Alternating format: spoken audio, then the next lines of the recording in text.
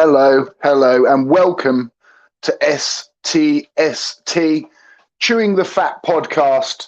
We do this weekly, 9 o'clock, Thursday evenings, UK time. Thank you so much for joining me. We have 18 people here. Incredible. If you would not mind, hit that like button. It does help share the channel around so more people can come and view. Thank you all again. Who do we have in the chat? We've got Rachie, Shisha, hello Shisha, Ace SW, Martin H, Martini, 40D&B. We've got Timo Lynch, who is our guest today as well. We're talking about AI, and we've got Bullet Bill in the waiting room as well. So we're going to bring those guys on in a second. Hello, Adam L as well. Welcome along. So let's just get straight into it. Debatable D, hello. Let's bring our guests on. So we have Bullet Bill, now adding you to the stage, and we have Timo. How are we all? Marvelous. Good? Lovely, mate. Good. Lovely. I'm on the cherry aid this evening, but yeah. But you know, I just love the flavour of cherry. Just absolutely love it. Yeah, Bill, how are you, mate? Yeah, I'm all right. I was just just did a bit of cooking yesterday. Nice. To hear about AI. I know a very little limited amount, but looking forward to it. Yeah. Timo, how are you, buddy? I am very good. It's been dry, which is, a very good thing to say in Ireland. Good. Yeah. Good. Lovely stuff. So, I mean, what are we here to talk about? AI. So I think it's such a really good topic, very kind of on the moment, on point. Yeah, and we're going to kind of try and do a little, because I myself, knowledge is very low. I seem to say this every week. So yeah, we're going to kind of try and do a bit of a beginner's guide, really, I suppose, and talk a little bit about the history of AI and then sort of coming forwards to today. Yeah, and we've got a lot of interesting points. Timo has sent across here, little itinerary that he's going to talk about, and I think it's going to be very interesting indeed. One thing we generally do first is we go and have a look at the sort of the news, see if there's anything worthy of talking about. I'm sure there possibly will be. Bill, did you have anything you would like to talk about with the news? Yeah, so there's been a couple of things that I've picked out. So the first thing is it's about the Israel and Gaza war, and right. There could be a deal on the way where basically Hamas have got a lot of hostages, Israeli hostages, from their killings they did on October 7th. I think it was October 7th. And Israel are invading Gaza right now, trying to hunt down Hamas. There could be a deal on the way. I think there's been negotiations between Hamas and Israel, where I think up to 50 of the Israel hostages will be released in exchange for I think it's 100 odd Palestinian Hamas members from Israel, which would be very good, because I think as part of that deal there will be a pause in the fighting, and from what I hear that's very close. I think which would be brilliant, because aid will be able to get in, because right now I think there's been very little in terms of I suppose hope for Gaza. So any sort of good news on that front I think is great. Yeah. I mean, any type of progress. Yeah, I mean, it's incredible. But I mean, it seems like is it called a ceasefire? Did we mention that before? Is it like or would it be like some other type of agreement? Yeah, I don't know. I think because the problem is there are a lot of people that are saying, "Oh, we want a ceasefire," and I want a ceasefire as well. And that is where both sides basically agree. Okay, we are going to stop fighting for this amount of time. So that the UN can get involved and people can get help and all this sort of stuff. because it's difficult to bring aid in when it's an active war zone. You know, they don't want their volunteers to get like that. I highly doubt the Hamas leaders who are profiting from this want much of a ceasefire. They're sitting nice in Qatar and other places, and the money is rolling in. The people on the ground certainly want a ceasefire, yes.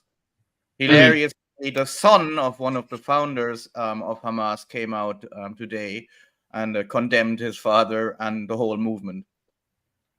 I think that the problem is, I think, one, I don't think the IDF, the Israeli Defense Force, want a ceasefire.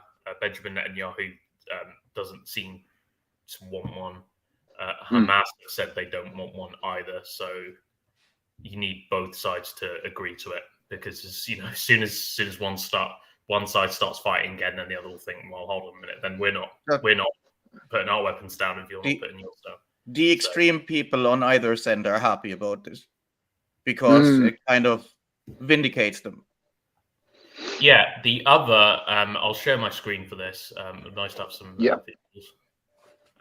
But the other that my entire screen, yes, there we go. So the other story that I've come across, this is kind of quirky. So you can see can you see the news article there? All right. Yeah. Yeah. So this was in Parliament today. One of an MP, Labour MP, was made a comment to Rishi Sunak saying, "Why are 34% of children in my constituency living in poverty?"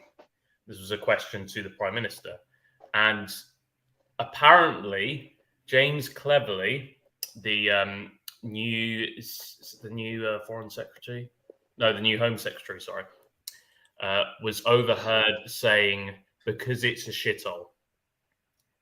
And I've listened to the audio from it. I could definitely make out the word shithole.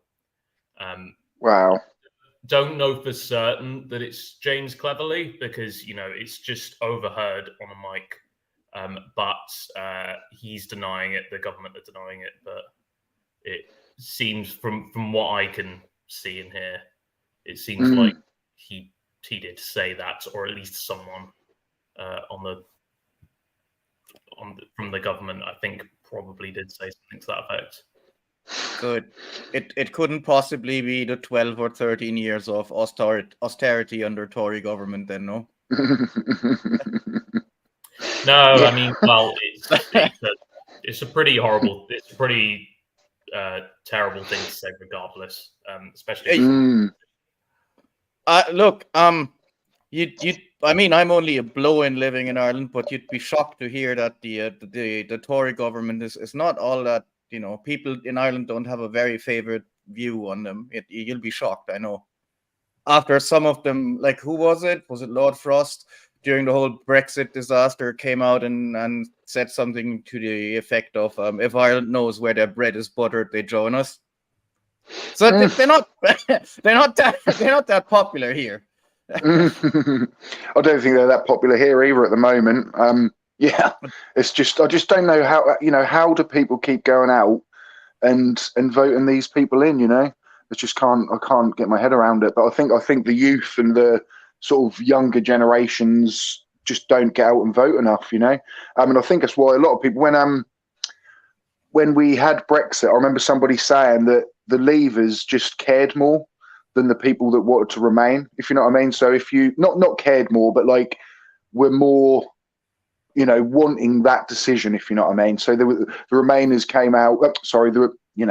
Leavers were just so passionate about it, and then the Remainers, which a lot of people were just kind of like, just not really even understanding what they're even trying to vote on and all of this. And I just think, like, if people were more informed, we'd actually go out and vote for, during the general elections, and people would have gone out and voted en masse if they would have been more informed, I think, about remaining, But I personally know two people who are English who went and voted leave, not because they wanted to leave, but because they thought this will never pass, but we get to make a point this way. Yeah, that's the thing, isn't it?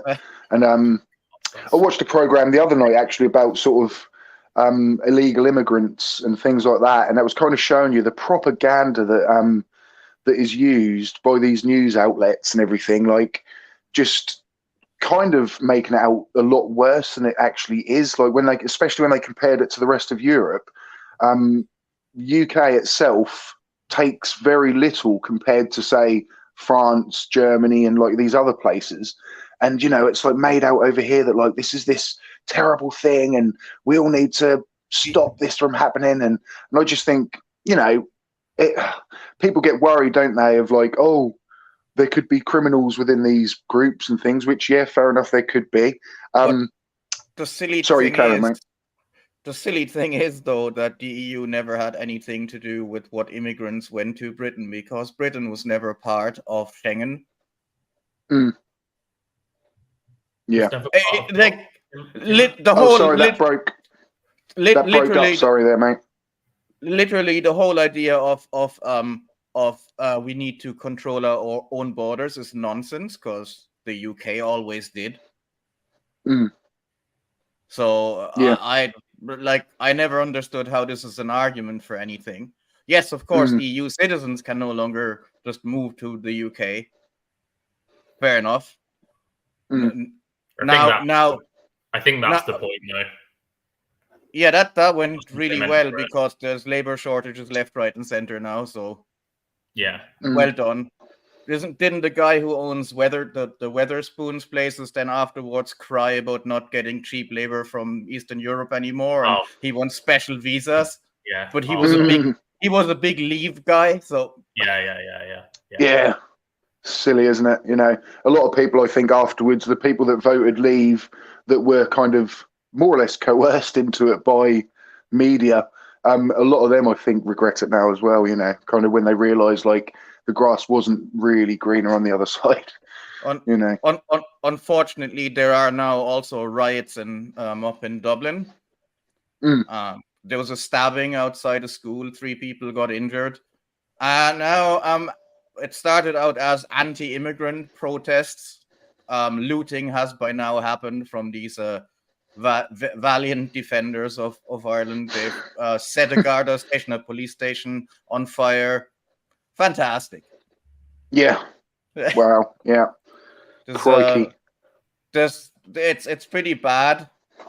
And to quote the Garda commissioner, the police commissioner, complete lunatic faction driven by far right ideology.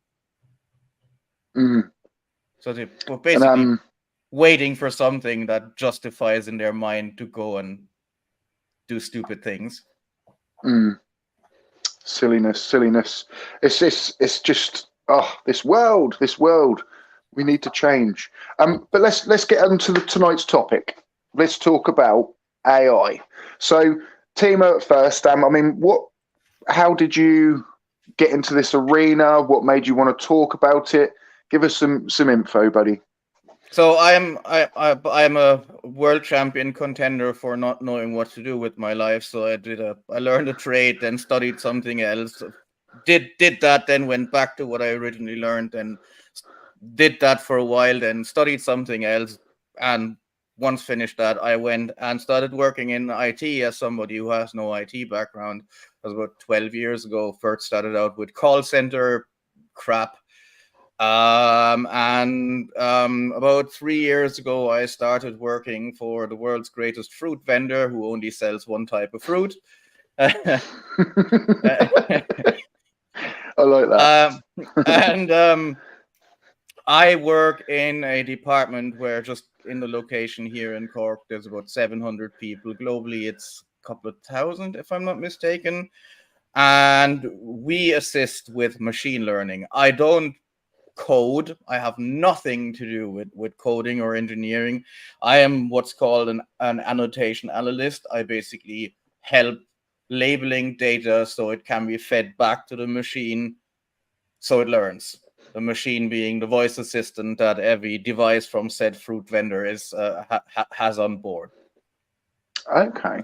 So when you mentioned machine learning there, is there a difference between AI and machine learning? Machine learning is part of what AIs are. Okay. Like AI is a very broad thing. It's, if you want a rough definition of it, it's a whole range of technologies that enable computers, that includes mobile devices, of course, to perform tasks that aren't just calculation or predefined processage. So you have things like visual perception or understanding language or data analysis or responding to questions, translation. As of late, you're even seeing more creative looking things like image, voice, video creation, that kind of thing. Yeah. I mean, yeah, sorry. No, sorry, mate. I was just going to say, I've seen some of the AI art and even AI music as well. I know there's obviously sort of, some artists obviously are going, don't steal our space and things like that. So is it moral? Is it kind of, there's certain areas where it is like, should we be going down this avenue? Should we not? And things. But I mean, I think AI could help artists as well, if you know what I mean, because sometimes, you could see things that no human mind might ever have even thought of, so sometimes you can learn from AI, I think. It already does. There are artists that are using AI for things. I have a friend who is in a wheelchair. He cannot really use his arms either. He has got some deformities. And he is using AI to create images. And he's actually, he does this actually for a living. Wow. So, it's not, if an artist cries that, well, an AI can create an image that looks like something I've created, then so what? AIs can do lots of things that people can do. That doesn't make it invalid. There's a lot of emotion involved in the debate. I mean, for one thing, you have people who think that, on the one hand, you have people who think that AI is just basically Skynet from Terminator and will take over any minute now. We are not in anywhere near there. Like that's just not a thing. Sorry. Yes, there was some guy working for Google who claimed that their kind of chatbot thingy showed signs of sentience, but that was one guy with that opinion, and everybody else went, "No, dude." Yeah, it doesn't. You also have the kind of nearly Luddite argument of, "Oh no, AI will take people's jobs away." That's the same discussion that's been had for automation. I think what I'll say is it helps if I think people don't really understand how AI works, because I think when a lot of the open AI stuff came out, people were so amazed by what it can do. I think people were lulled a bit into thinking it was cleverer than it was. So it's very, very good at appearing convincing, so it will come across. And it's designed to be convincing. Yeah. And it's cleverly designed to be. No. It's not really thinking. What it's doing is it can recognize how to put something together to fit that particular request. I mean, you gotta see where the whole concept comes from. The idea of people creating life from non-life, like putting parts together and then it lives, is quite old. Just that in the past thought you can magically do this or pray it to happen. Like the whole concept of people creating something that then acts on its own volition, you can find that in Greek mythology, just that there was no technology for it. Only when actual electronic computation became a thing, did people go back and say, hey, this is actually a thing that is now something that we can foresee happening. The term AI was coined in the 1950s by a guy called John McCarthy. So this is not a new idea. He was the first one to actually put 2 and 2 together, quite literally, and go, right, we now actually see that we're having technology emerging that might make it possible to have machines that can do more than just add numbers really quick. It went from there to Alan Turing's I don't know if you know who Alan Turing was. He was an Englishman who, for one thing, helped decrypting the Nazi Enigma machines, and then after World War II, he did quite a lot of things. You could call him the father of computer science in the modern sense.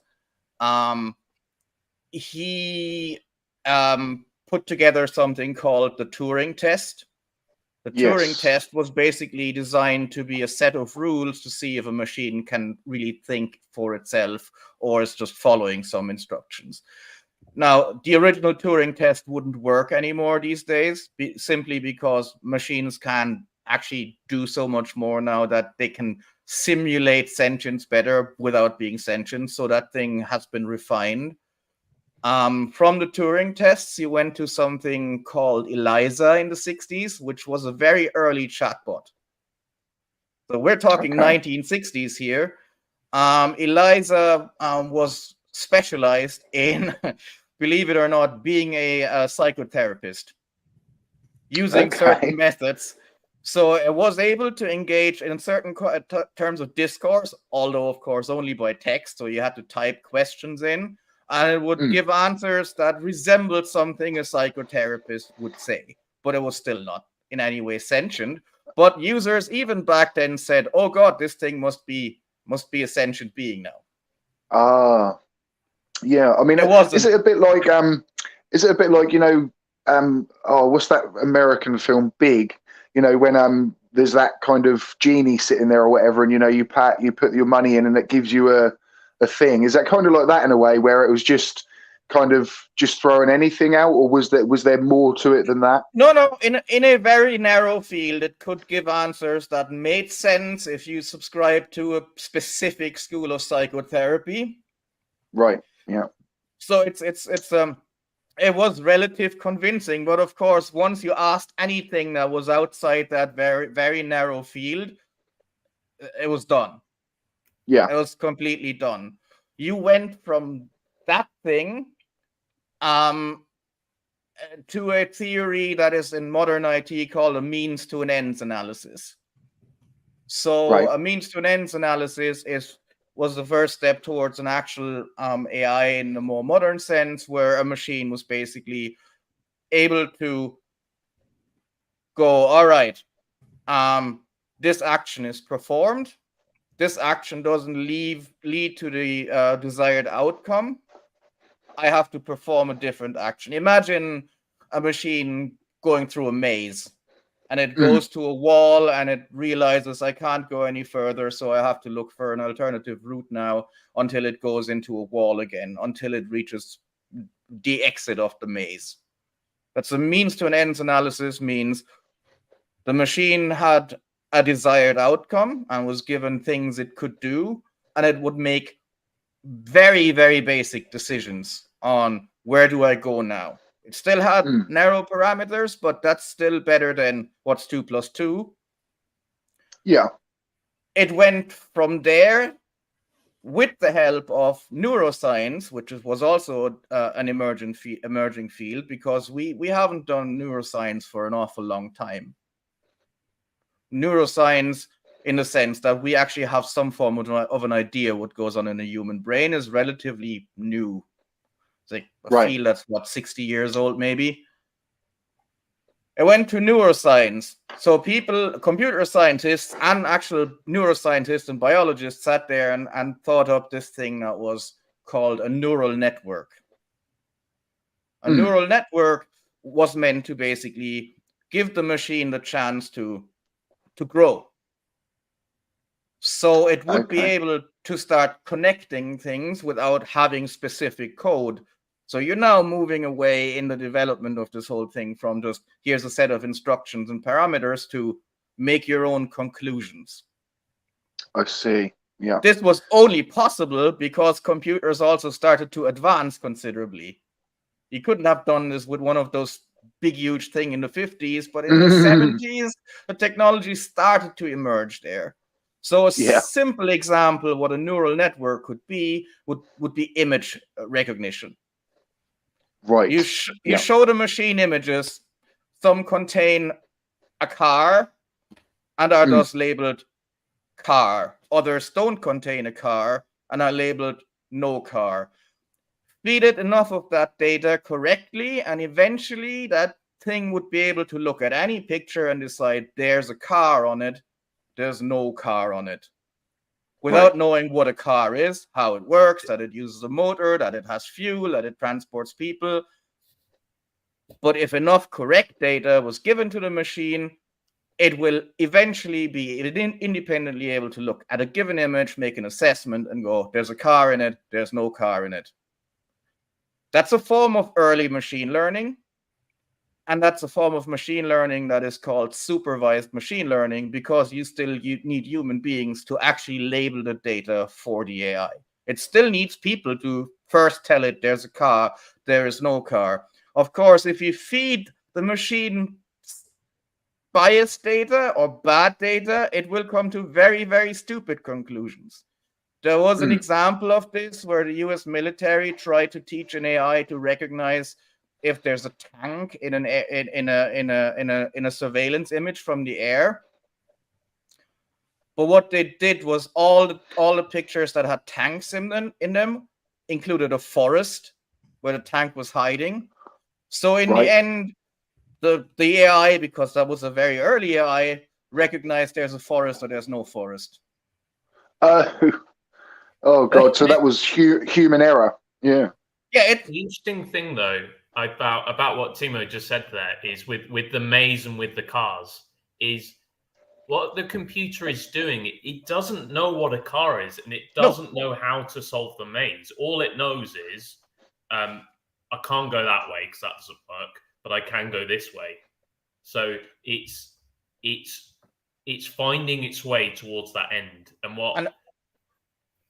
and that's a very early example of decision making and neural networks. The next step in the whole development was kind of in the 80s. They developed these things called expert systems. They still exist to this day as well. What an expert system is, you have a computer, it's got a huge database of knowledge, for example, medical knowledge. You give it a gigantic array of symptoms and pictures and images. And now this thing is able to be fed symptoms and images and says, oh, it's probably this disease. Just based on. But the limitation of an expert system, of course, back then was, unless you give it additional knowledge, it can't learn. And if, of course, the medical knowledge becomes outdated, the machine will give you bad diagnosis. Like in the 80s, the definition of autism barely existed and was completely wrong. So if you fed an expert system from the 80s information about symptoms of a patient that has schizophrenia, for instance, it might come back with, oh, he's autistic, because back then schizophrenia was put under that umbrella somehow. Okay. However, as we advanced, and when this thing called the internet came in and computing power increased, well, now we don't have a local expert system that has just that data. Now you can send your machine into the internet and go and mine data. So now your expert system can go, all right, what's the newest research? What's the newest articles? What's the feedback on those articles? So now the machine can start learning from external sources and kind of update its own knowledge to an extent. So these days you have expert systems that literally go for finance for example, financial institution use expert systems. They have their AI sitting there, which goes and analyzes data across the world, because we now have an internet that has a stable access to knowledge from all over. So you have these things now updating their knowledge in real time. But an expert system is a still very narrowly defined AI. It's an expert system. It has one task, and it mostly does data analysis. We then, in the 90s, moved on to something that is called deep learning. So the AI could now really pick up on stuff. Right. So it's no longer just the one layer of this is what you do. No, you build things on top of each other. It's like, you know how to crawl the web, but you also know how to make decisions, but you also know how to do this. So these things are now stacked on top of each other. So you had in the early 2000s, then also you had very rapid developments. Like you had a thing developed by IBM called Deep Blue, and then Deeper Blue, which was the first machine to be able to defeat a human chess champion, world champion. That was in 97, 98. In 2005, you had the first robot that could drive autonomously for over 200 kilometers in a desert. 2 years later, you had an AI who could do the same in an urban environment. 2011, you had a machine from IBM called Watson, that's still around, by the way, that in an exhibition kind of a thing bet the back then at least most successful Jeopardy contestants ever. So Jeopardy is not just knowledge. Jeopardy involves bluffing and placing your bets, and because it's what's the question to this answer kind of a thing. I get you. So yeah, so there's something there then, like you say. But I mean, has that also been input by humans, or is that the AI itself? It starts with human input, but now the AI goes and gets knowledge from wherever it can get knowledge from, but it also needs to be able to evaluate, is this relevant and accurate knowledge, or is this just bollocks? Because the internet is a great source of knowledge and bollocks. Yes, I'm testament to that. Yeah. It's like, so an amusing example, like we have this kind of thing at work where we can flag certain things that need to go to engineering because the AI might have picked up some really bad things because it looked at stuff. And there was an example where in Germany, for some reason, please don't ask me why, some people put out the ridiculous conspiracy that Angela Merkel is Adolf Hitler's daughter. Who is, sorry? Angela Merkel, the person that was the chancellor. Which is, of course, like, it's ridiculous, but some people put that out there, and for some reason that got a lot of hits on the internet. How old would she be? No, she couldn't be, not even time. Do the ages even match up? No, nothing. It's just like 120 or something. But people put it out there. It got a lot of hits. And for some reason, the AI liked that idea. And if people asked it, is Angela Merkel Hitler's daughter, it kind of, for a very brief time before it got flagged and engineering stopped this shit, put that out as an answer. Wow. Yeah. So I suppose actually that's where the kind of like the worry from some people can come from, is that, it started to go down this path of actually giving out false information, and then it took human intervention again to kind of reel it back in. I mean, is that kind of the right lines? Well, a lot of the worry comes from that, yes. And look, here's the thing. Us humans, we are fucking fantastic of taking a really good invention and misuse it, weaponize it, or use it to do incredible harm. Literally any invention in human history. Name it, and I can tell you where it's been used to cause harm. Same thing for AI. It's a tool. Doorstops. So, So I'm only kidding. Doorstops. wouldn't know if that's an invention itself, but wedges certainly can be misused. No, but my point is, I'm sorry if I ruined your train of thought. I just come in. No, what I'm saying is, of course, AI can be misused. It can be misused to deepfake things. It can be misused. It can be misused by feeding it biased data. It can be misused.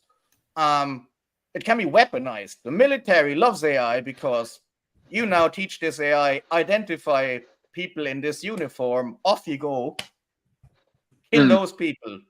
I don't need to train a soldier anymore. But drones that automate things.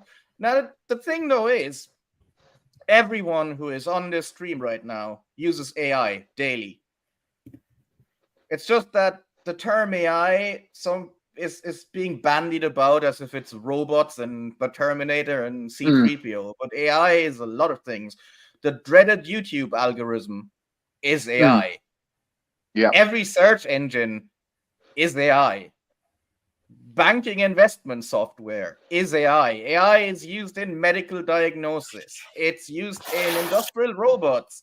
It's used in, the average speech assistant on a mobile device, which a lot of people like. These days you can have a little HomePod. You tell it, turn the lights off, the lights go off. That's all part of AI, because that thing has to be able to recognize your command, not just in precise words. It has to be able to recognize that it's not just turn the lights off or dim the lights. It has to be able to recognize you saying make it dark or nighttime or whatever. It's trained to recognize all these things. So these days you have this thing that IT calls deep learning, where AIs are multiple layers of knowledge and algorithms that learn in various supervised but now also unsupervised way. So you now send an AI on its way and give it a set of instructions so it can begin to recognize patterns. An AI now no longer just needs to learn car or no car, but rather it gets to scour the internet and determines, right, that's a car, but it's driving. That's a car, that's parked. That's a red car. That's a Ferrari. That's a whatever. Because there's so much data, it can now cluster patterns. That's called clustered unsupervised learning, I think. Don't quote me on that, but I think that's what it's called. And now that AI, if it has the capacity, as in storage and computing power, can even start storing its internal information about how combustion engines work, for instance. The latest and greatest we have now in AI, at least publicly available, are so-called large language models. So that's your chat GPTs and chat, those things that you can talk to and that help you write an essay if you want to. But the idea is basically the AI has a pre-trained set of instructions and is then fed humongous amounts of unlabeled data from which it then learns and adapts to all sorts of tasks. It's based on what's called deep neural networks, which is another wonderful buzzword. But the technology exists now to make AIs very powerful, very fast. Some of it still needs to be supervised. But what it is called is that the AI now emerges rather than being coded with a preset goal in mind. And this is where it also gets a little bit dodgy, because it essentially writes its own code to an extent. Okay.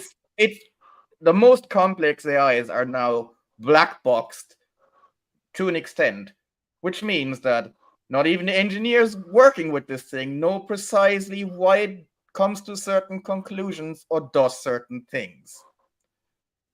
Only if you have the case where it's blatantly wrong can you kind of roll back and retrain this thing. So we now have AI everywhere. The Hubble and also the Webb telescope, for instance, they wouldn't do shit without an AI. You cannot have a person scan all these patterns manually.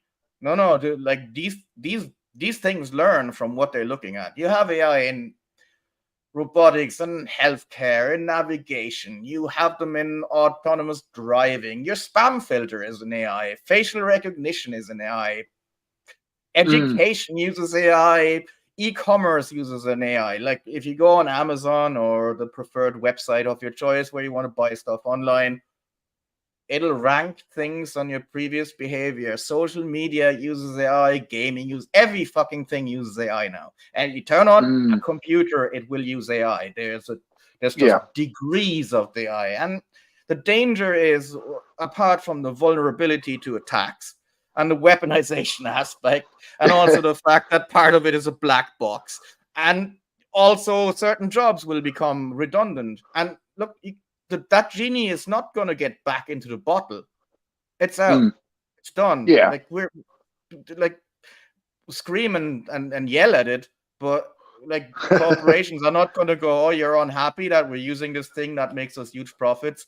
Oh, well, then we'll just give up, I suppose. Like, you know. I remember, sorry, I just came to me, but I remember in there's the Selfridges shop, but it's the one in Birmingham Bullring, and they've got like Birmingham. They've got like screens all over, and apparently like they, you know, if it's seen you before walking out with like a Gucci bag, when it sees you walking back like another time, it will start advertising Gucci products to you and things like that, you know. And I find that amazing in itself, where, you know, I know we get it on our screens ourselves, don't we? But to actually be out in public and these things are like watching your shopping habits and then advertising to you, and think of like, oh my God, like there are, of course, look, and that has its own dangers, because a few years ago, the US chain called Target, basically Tesco does it as well. You have a loyalty card, you buy stuff, it analyzes your shopping stuff, and then when you get sent out vouchers, it tries to recommend vouchers to you of products you might also like. Yeah. With Target, it tended to be, with Target, they had this thing going on where if women bought, like if a person bought certain female hygiene products, and then the habits changed a little bit, and the AI would then learn that, oh, this person is probably pregnant, so it would all of a sudden recommend certain things for pregnant women. But the thing is, it would also store that data. Yeah. So now at Target HQ, somebody could access a database, in theory at least, and go, person X in place Y with shopping cart number Z is pregnant. That's a gigantic opportunity for privacy violations and misuse. ChatGPT very recently was used by a very prominent law firm in the United States, which is, in my opinion, more a judgment on how lazy lawyers can be, who asked it about a certain case they were having in court, and then ChatGPT came back with court cases, like a precedents to them, and they went to court and cited those precedents, including the case numbers and everything. Just that those cases never existed. ChatGPT basically made up court cases, including court case numbers, completely. They, of course, like that law firm got pretty much ruined by this. There was a case where Amazon tried to design an AI tool for recruitment. So what they basically wanted is AI looks at CVs and pre-filters them. And this was done based on CVs of previous applicants. Yeah. They developed this for 4 years. They spent a bucket of money on it. The problem is just that because IT is a very male-dominated field, or less so now, but in the early 2010s, very certainly. So what that thing routinely did was filter all female candidates out. because they didn't get. You hired no person that was female for this position ever before. They can't be any good. Also, weirdly, because a lot of the people that applied for these jobs 5-10 years before they tried to design that thing were from very Ivy League, posh kind of universities in the United States. Lots of them tended to be involved in really, really kind of sports like lacrosse. So it had a tendency to also recommend people for management positions that had lacrosse as an interest in your CV. After 4 years and several $10 million, I believe, spent on this project, Amazon had to throw it in the bin. What on earth? Jesus. They had an incident where an AI was used to try and diagnose COVID, but because the data it was fed was crap, it tended to identify children as always healthy and people who were not lying down as always healthy, because all the pictures of COVID patients that had been taken to feed it, or nearly all of them, were people lying down. Oh, wow. Yeah. So really, I mean, to me then, it does seem still that AI is stupid unless we change it, basically. Do you know what I mean? Like, it's only going to learn what we let it learn even. Is that right? Or yes, and then again, no. It can be extremely smart. Things like the Hubble telescope and the Webb telescope would not be possible in a useful manner without having an AI identifying patterns. AIs are very good at processing lots of data very quickly. They're very good at processing patterns. If they're properly trained, be that supervised, unsupervised, or semi-supervised, I don't quite get that concept, to be honest.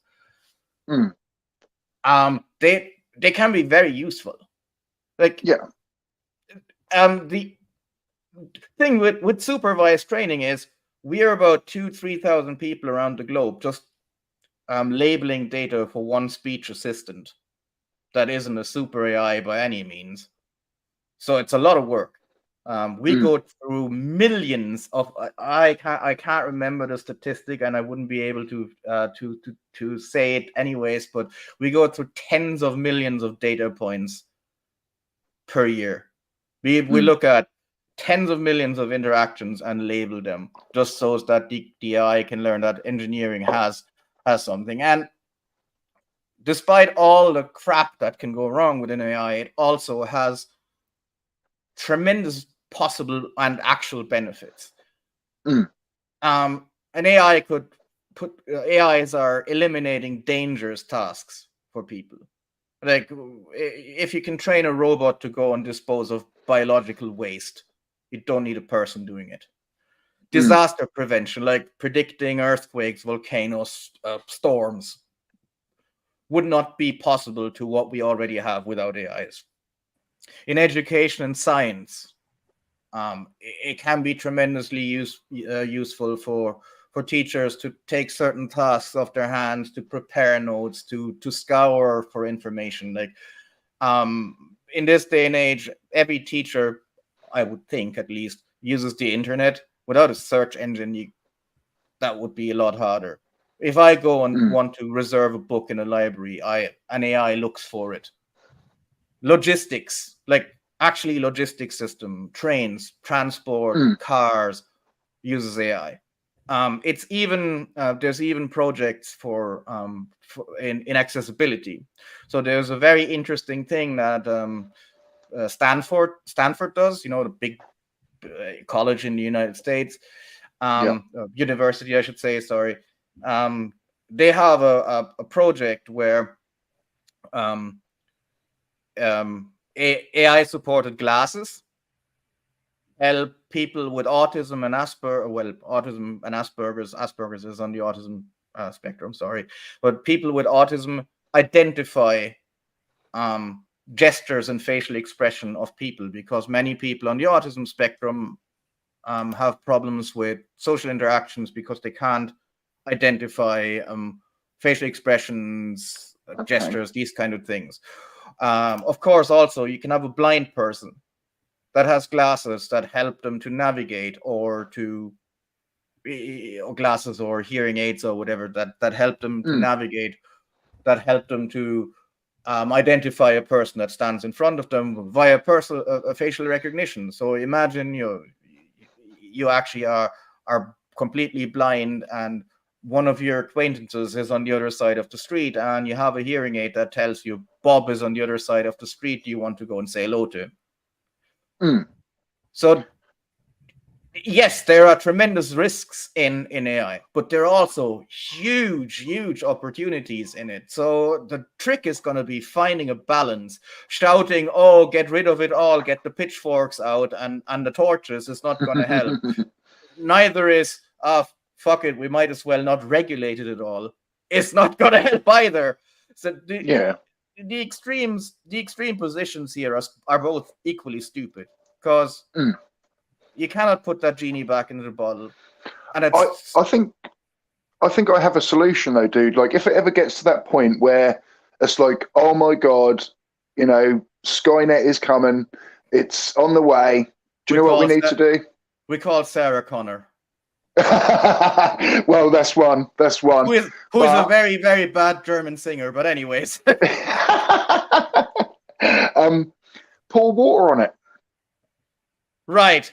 On the entire internet? Well, this thing, like, if I don't know, like, surely there's got to be like wherever this server is that's controlling the AI, pour water on it. Do you know what I mean?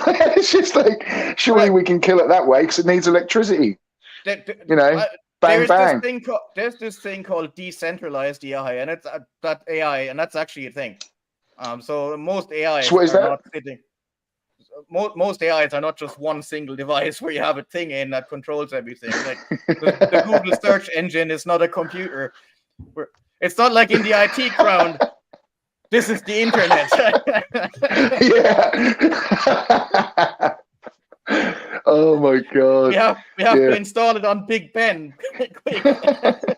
I'll tell you, actually, this is for anyone that's interested about AI, because I think this is it's one of the best ways to understand it, and you don't have to be into gaming to get this, because I'm into gaming, but people have made AI play games, sort of simple games, and you could see how it works. So you could see it figuring stuff out, trying things and getting things wrong, and eventually working out patterns.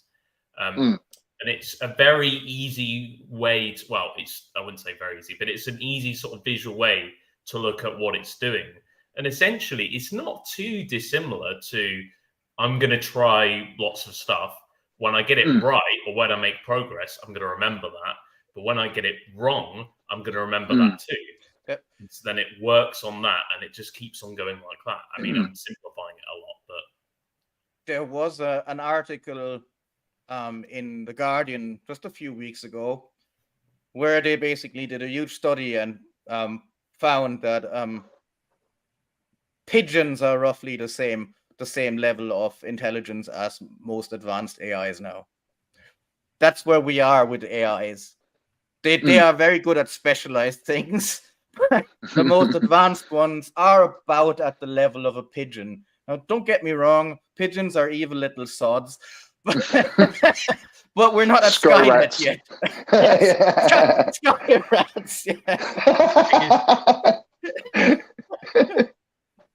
Well, I think that it's falling into the same trap as like IQ, though, when it comes to that. When you can't. I don't think you could take like intelligence and a ruler and say like, you listen to it. Because intelligence in terms of the way our brain works, especially, is very multifaceted. IQ measurements are not they're not irrelevant, but they measure only very, very, very certain things. Yeah. I watched the show. Sorry, mate. You carry on. Sorry, I got an invitation to Mensa way back when. Went to one meeting and went, no.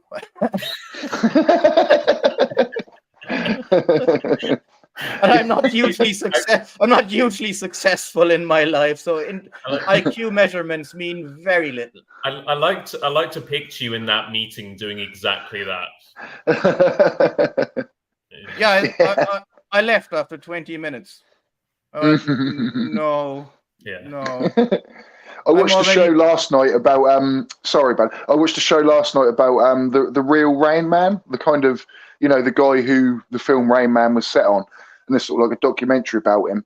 And, you know, he's classed as, you know, one of the most sort of intelligent people ever to live. But I think they said his IQ was 83 or something like that. So, you know, it just shows you, doesn't it, where, you know, this IQ, you know, for someone to be classed as one of the most intelligent people to ever live, and then their IQ is way below 100, you know. There was this, I don't know if she still has an active YouTube channel, lady around, using that word loosely, called, what did she call herself? Orphan Red or something. She was. Oh, yes. And she at one point was like, "Oh, I got invited to. I'm now a Mensa member," and I'm like, "Okay, so could I be," and I'm not impressed. It really means very little. The way IQ tests are administered, they test you for solving certain problems. I think it's interesting though, because you think a lot of people think of intelligence and they tend to bias like reasoning and logical thinking sort of thing, and that's definitely a part of it. But you've got emotional intelligence, for example, which I have none. Creativity, that's very, very, very important. Not everyone's creative. You have memory. I think isn't it squirrels that have that just completely beat us with when it comes to memory? Yeah, they can apparently remember where they bury acorns after a year or two or whatever. Yeah, because they store food over the winter. They have to remember where that is. So their memory is I can't remember where I leave my keys, for fuck's sake. I bet squirrels don't ever forget their keys. They're just. I tell you what, if I ever see squirrels running around with key rings, I get very, very scared. I tell you what, though. I don't know whether to mention this, by the way, because this just made me laugh. Graham Stevens in the chat is Bullet Bill on commission. I mean, if I am, that would be nice, but no. So I'm just seeing his chat there where he says that the platform is AI. It is learning from all these social interactions to pict the robot system. You are the test subjects. Not sure if he realizes he's part of the social interactions now. Yeah. So is he a I think robot people as don't well? realise that. Yeah, make me laugh like other people saying like this is like an episode of Loose Women or whatever. I'm like, well, why don't you just go somewhere else? Do you know what I mean? Like, well, I can't understand why people watch something and say they don't like what they're watching. You know, it's quite easy to change channel, isn't it? But yeah. I love this. If I read a newspaper article and then somebody below the news, even if it's a newspaper that allows comments, and usually one of the first comments will be, "Who cares?" Well, you read it and you commented on it, giving the whole thing more traffic and interactions. You dunce. Oh, yeah. It's the classic, like, oh, I don't care about this thing, but. Yeah. You're like the kind of you're choosing to be offended, really, because you could just go elsewhere, you know. I think sometimes people want to sit on the fence and act like they're super impartial, but actually they're not. They want to cross like they're really. Once you are involved in a conversation, you are part of the conversation. Sorry, but that's the way it is. Yeah. You're not a neutral observer anymore once you raise your voice. The end. It reminds me of a thing. It reminds me of a sign around Ipswich that we have, say, because there's quite a lot of bad traffic sometimes, and there's signs about, and it says, "You're not stuck in traffic, you are traffic." You know what I mean? And that's just very.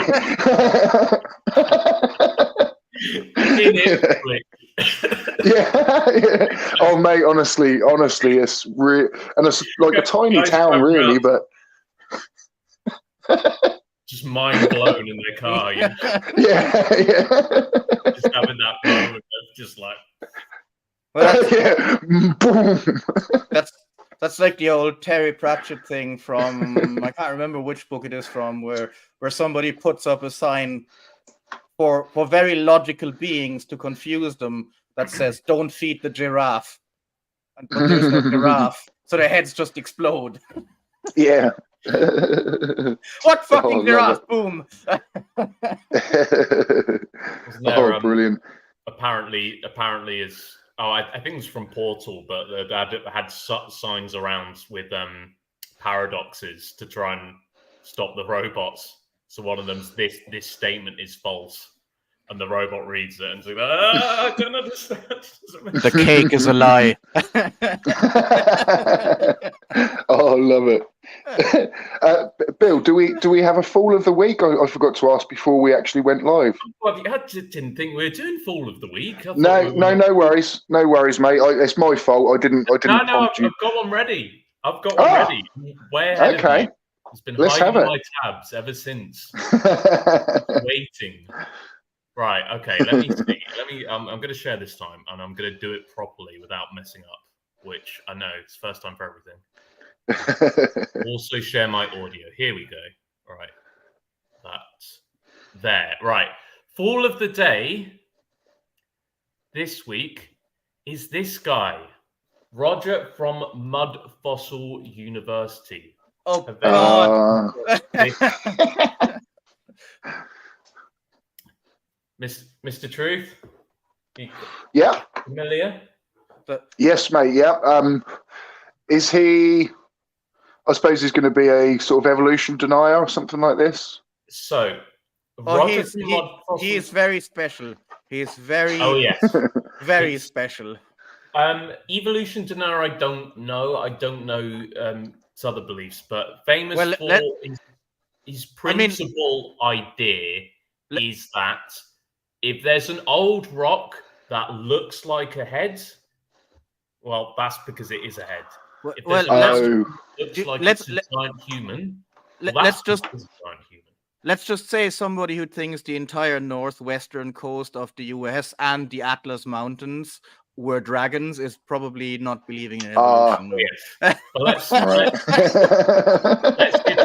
let's hear from the man himself, shall we? So this is Roger from University.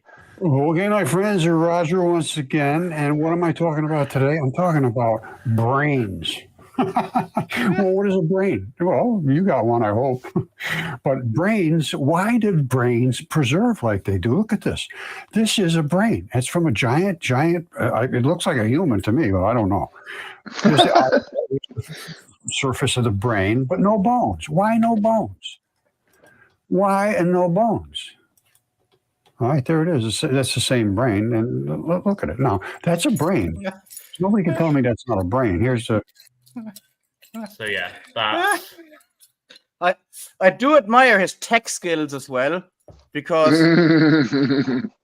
the feather he points at screens with and randomly stabs the screen as well. I was hoping, if you bear with me 1 second. There's one video where he says, I worked in the semiconductor industry. Right. Like, well, I once did catering at a racetrack, and there were Formula One races. So if I said I was a participant in Formula One races, I wouldn't be lying. Yeah. So I've got a little collection of rocks, minerals, stuff like that, like this. There, it's quite cool. I was going to do a little impression. Look, that looks a little. I was like, oh, do I have a feather? I was thinking, do I have a feather somewhere? Does that be perfect? That looks a little bit amethysty. I do have a degree in mineralogy, and I never did anything with it. Oh, I've got some amethyst. Oh. Don't show me fossils. I'm a mineralogist. I absolutely love fossil hunting. Oh no, I studied mineralogy. My standard line when somebody showed me fossils when I studied used to be, "That's dead. It's very dead." Because I haven't got the foggiest about fossils. I'm more like I basically studied inorganic chemistry and geochemistry. Fossils died a while ago. There you go. Love it. Amethyst. Amethyst. Yeah, that Nice. looks very amethysty. Wasn't it? Love it. People will tell you, "Oh, this will heal and reverse your chakras or some shit," but no, it's really pretty. We all need a good chakra reversing now and then. I think. I usually do that Saturdays in the pub. One thing I find fascinating is it quartz or something where it does have like a certain vibration or something, and they put those in watches, and it does help the timekeeping. Yeah, no. That's called. Oh, what is it? Is it a piezo crystal? No, Yes. Those are dielectric. Timo, do you know that? Do you know the one I'm talking about? Is it piezo something? Piezo elements are dielectric. I think that's what is that the English term? So what happens with those? Yeah. So basically, what you talk about there, that's why we can make microphones. So if you vibrate it, I think if you give it sort of any sort of pressure or vibrate it, Timo, correct me if I'm wrong. I have a very piezoelectric are certain minerals. When you apply pressure, kinetic energy, they build up an electric charge. Yeah. So Okay. you could take that charge and amplify it, make it bigger, and then now you've got something that will respond to vibrations, sound, and make electricity from it. And it will translate that certain pattern of vibrations will translate into a certain pattern of electricity. And there you've got your microphone. So Fun fact, by the way, bone and DNA are both piezoelectric. Really? Yes. That is amazing. DNA. Yes. Some other proteins as well. I think amber as well. Certain resins. So it's not just minerals. It's certain solids in general. Wow. That is great. I'm gonna have to look that one up. DNA. I wonder if that. And you then have certain things that where when the mechanical pressure is eased off, it kind of comes out as heat. So I believe that's how most lighters are actually sparking. This is a long time ago for me. Oh wow! But no, there's no DNA in your lighter, no. Tiny Captain, Bullet, are you going to point with rocks at feathers on your screen? No, I was trying to find a feather. I was going to do the whole, whole mod. Oh, love it. I did this once to take the piss out of Sleeping Warriors, where I put a lab coat on and held an egg into the camera and shouted loudly, "This is an egg." Oh yeah, I remember that. Yeah. Oh, that was brilliant. I love it. Yeah, I mean, maybe we need to see if we can get a guest on that is, more in the field of these frequencies and things. I mean, again, because people do say, well, I'm not saying this, but crystal energy and all of this and that. Yeah, I mean, let's look into it. Let's see what other people have learned along the way and can come and share their knowledge with us as well. We have got to 1 hour and 15 minutes tonight, guys. We usually do an hour. 1 hour and 10 minutes. We usually do an hour, but I'm very hungry and I haven't had my dinner yet because I got late back from work. But I would sit here all evening. So you're always welcome along, Timo. Yeah, absolutely brilliant. It's been really cool to actually catch up and have a chat about AI. Thank you very much for having me, man. Yeah, it's been really fun. I don't know if Bill's still there. Oh, he's there. So we'll just say a quick goodbye, guys. Bill, you got any last words you'd like to add?